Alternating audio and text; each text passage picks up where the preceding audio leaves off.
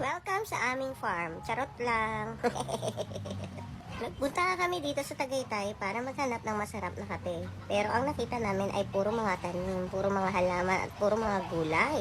Marami ngang klase at iba't ibang uri ng gulay ang makikita nyo dito. Ganon din ang mga prutas na donated ng mga deboto dito sa farm na ito.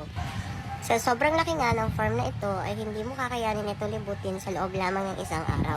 Kapag wala ka dito ay hindi ka talaga makikita dahil sobrang laki talaga ng farm na ito at ang lalaki rin ng mga puno sa dulo nito. Sinubukan pa nga namin maglakad doon sa malayo pero hiningal na talaga ako at hindi ko na kinaya maglakad pa. Tuwang-tuwa nga ang mga bata sa pag-iikot nila dito sa farm at naghahabulan din sila dito dahil sa sobrang lawak nga ng farm na ito. O diba? Ang kukulit nila, diba? Nakakita nga kami ng isang maliit na tindahan kung saan makakabili ka ng pastries at kape. Masarap na sanang maghabulan at maglaro dito sa farm na to. Kaso nga lang, pinagbabawal ang maingay dito sa farm. Kung naghahanap kayo ng inyong mga kaibigan ng isang lugar para sa inyong Bible study, recommended ko ang lugar na ito. Bukod nga sa nakaka-relax dito sa lugar na to, ay mahahanap mo rin ang iyong katahimikan at kapayapaan. Marami nga nagpupunta dito para makapagpahinga at makapag-relax. Pero ang iba naman ay nagdarasal din sila, kaya dito sa lugar na ito ay bawal ang maingay. Gusto pa sana namin ikutin itong farm na ito.